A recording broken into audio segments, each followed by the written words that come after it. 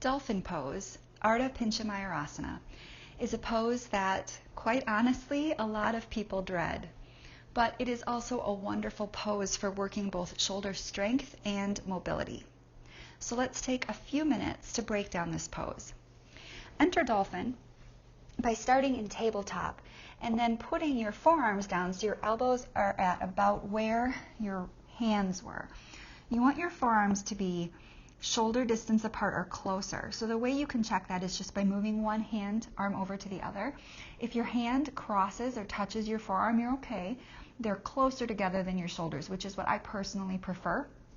Or it can come just inside, then you're at about shoulder distance apart. What you don't want is there to be a space between your hand and your other arm.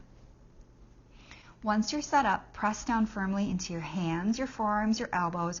Draw your elbows towards each other. Tuck your toes under. Lift your hips up and back like downward facing dog, and you can start with your knees bent. Draw your hips up and back. Press down through your forearms and your elbows. Feel the space through your torso.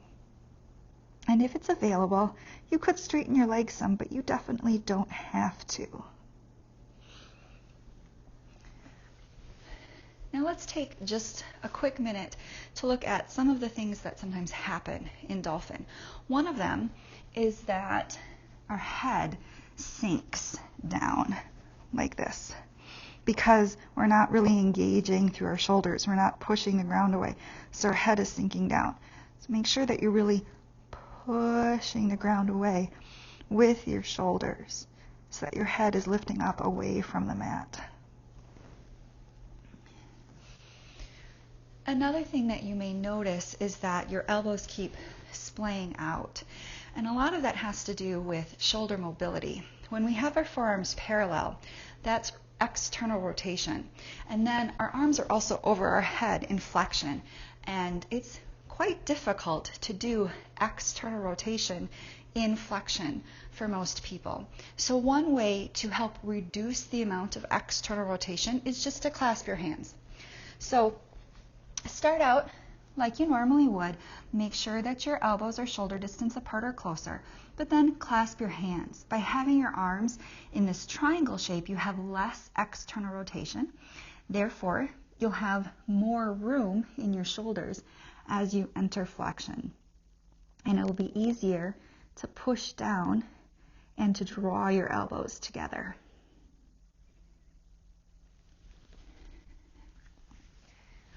One thing I sometimes hear when we talk about the fact that the elbows are splaying out is people will say, well, you could wrap a strap around your elbows to help you feel the drawing in action. Personally, I would not recommend that. Our natural inclination when we wrap a strap around, whether it's our legs or our arms, is to push out against it. That's really the purpose of a resistance band, right? Is we put a resistance band, say, around our thighs to actually squeeze out against the band. And that's the exact opposite of what we're trying to do here. We don't want to push our elbows out. We want to draw them in. And so, to me, wrapping a strap around is going to make us naturally want to fight against that. So I would not recommend doing that. I think, again, it's better to interlace the fingers and just have less external rotation and work on it that way. And then as you work your external rotation, over time, you may be more comfortable to have your forearms parallel and still have the drawing in action that we need through our elbows and our forearms. Another thing you could do to try and modify is just to increase the length of your arms. And obviously we can't make them longer, but we can use blocks to help with that.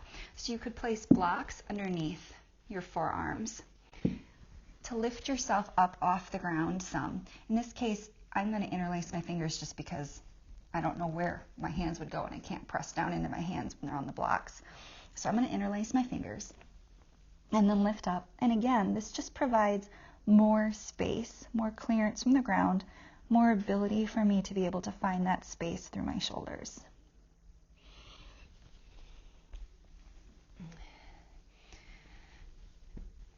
One more thing to really pay attention to is the line. We're looking for a nice line from the elbow through the shoulder all the way up to the hip. And so it's okay if that means that your dolphin is set up wide in order to find that line, elbow, shoulder, hip. Sometimes we try to make our dolphin super short. And what can end up happening when we do that is we end up with our shoulders stacking a little bit more over our elbows, and then from there angling up into our hips. And if you're going to stack your shoulders over your elbows, what you really want to do is continue that straight line and see if you can get your hips over your shoulders too. But that would be working you up to Pincha Mayurasana. If you are doing Dolphin, you don't need to be super compressed and super close together. Work instead on getting that nice angled line from elbow through shoulder through hip to really work the shoulder mobility and focus on that over the tight compression. So